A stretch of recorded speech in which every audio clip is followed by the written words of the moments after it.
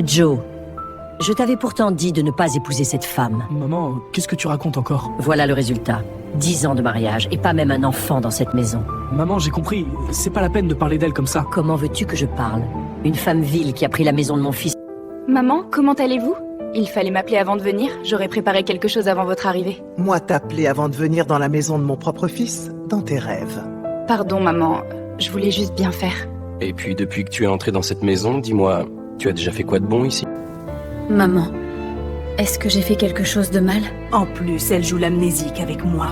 Dis-moi, Déborah, depuis 10 ans que tu es chez mon fils, où sont mes petits-enfants? Maman, c'est Dieu qui donne les enfants. Ferme-la, enlève le nom de Dieu de ta bouche. Je comprends maintenant. Tu es une sorcière. Pendant ces 10 ans, tu as mangé mes petits-filles dans ton ventre. Joe, tu laisses ta mère me parler ainsi pendant que tu restes là sans rien dire?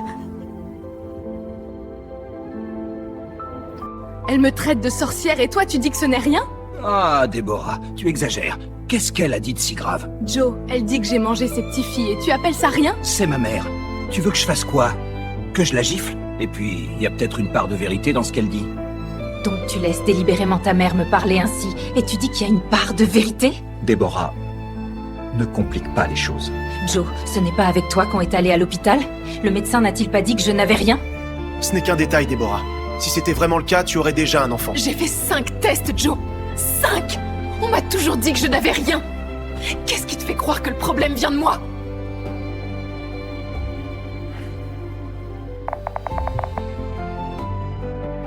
Jésus...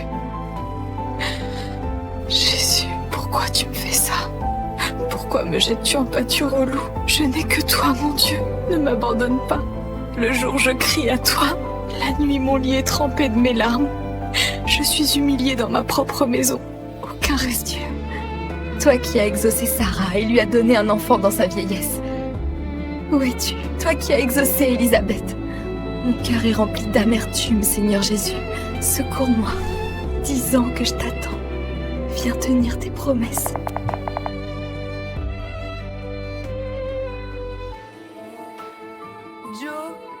Joe, t'es aux toilettes?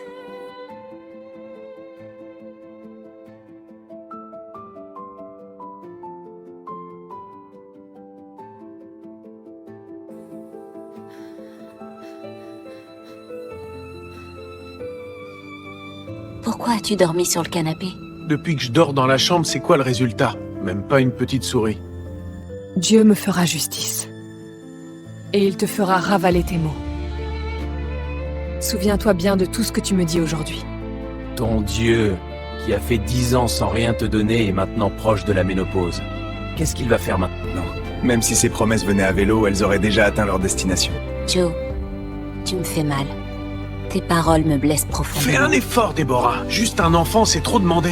Sarah a enfanté dans sa vieillesse. Rien n'est Ça impossible me à Dieu. préparer à manger, je vais au bureau. Arrête de me raconter tes bêtises. Qu'il le fasse. Je ne me défendrai pas. Car il est écrit, l'Éternel combattra pour vous, et vous garderez le silence. Peut-être que l'Éternel verra mon opprobre et viendra à mon secours. Je n'ai pas de plan B, Seigneur. Tu es mon plan, Jésus. Maman, comment vas-tu? Trêve de politesse, tu me fatigues. Maman, je ne faisais que te saluer. Si tu veux me saluer, salue-moi avec un fils dans les bras. Allez, va te préparer. Me préparer pour quoi, maman? On va chez un féticheur, mon ami m'a conseillé quelqu'un. On va voir ton cas. Maman? Chez qui? Chez un féticheur. Pour voir ce qui ne va pas chez toi. Le médecin a dit que je n'avais rien. Et c'est Dieu qui donne Non, les enfants. maman. Au moment venu, il le fera. Laisse ton Dieu là où il est. Mon amie y est allée avec sa fille. Après 3 ans sans enfant, elle est tombée enceinte directement. Non, maman. J'ai déjà un Dieu. Et c'est Jésus. Je ne vais pas mélanger autre chose. Donc tu me résistes maintenant? Voilà. Ton masque vient enfin de tomber. Quand on ira chez le féticheur, il va détecter que tu es une sorcière. Voilà la raison de ton refus. Dis-moi, combien de mes petits-fils tu as mangé? Maman. Je n'ai qu'un seul Dieu, et je ne me confie qu'en lui. Il est écrit « Malheur à ceux qui cherchent refuge auprès des hommes. Mon secours... » J'appelle tout de suite mon fils. Ton masque est tombé cette fois. Qu'il vienne voir lui-même. Quel vampire il a épousé. Allô, mon fils, viens vite. Je suis venue proposer une solution à ta femme et je n'ai même pas fini de parler. Elle m'a agressée. Je suis là au salon, viens vite. Maman, ça va? Elle t'a frappé où? Tu veux que je t'amène à l'hôpital? Non, mon fils. Tout va bien. Comment oses-tu, toi, le réservoir troué, lever la main sur ma mère? Tu ne m'as même pas demandé mon explication. Tu te jettes directement sur moi? Je n'ai pas besoin de demander. Je sais combien de fois tu es méchante. C'est la dernière fois que tu lèves la main sur ma mère. Elle est tout ce que j'ai. Elle est tout pour toi, Joe. Et moi, je suis quoi pour toi? Toi, tu es... Joe, je ne te reconnais plus. Tu n'es plus celui que j'ai épousé. De toute façon, ne lève plus la main sur ma mère.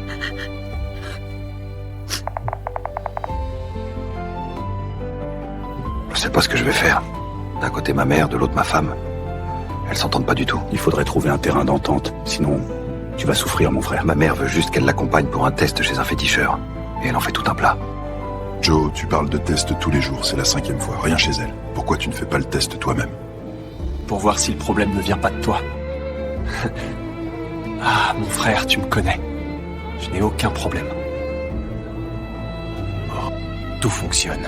Je dis ça, je ne dis rien. Mais si tu refuses de faire le test, alors arrête de l'accuser. Arrête de faire souffrir la fille d'autrui, pour rien. Nicolas. Depuis quand tu es de son côté? C'est moi ton ami?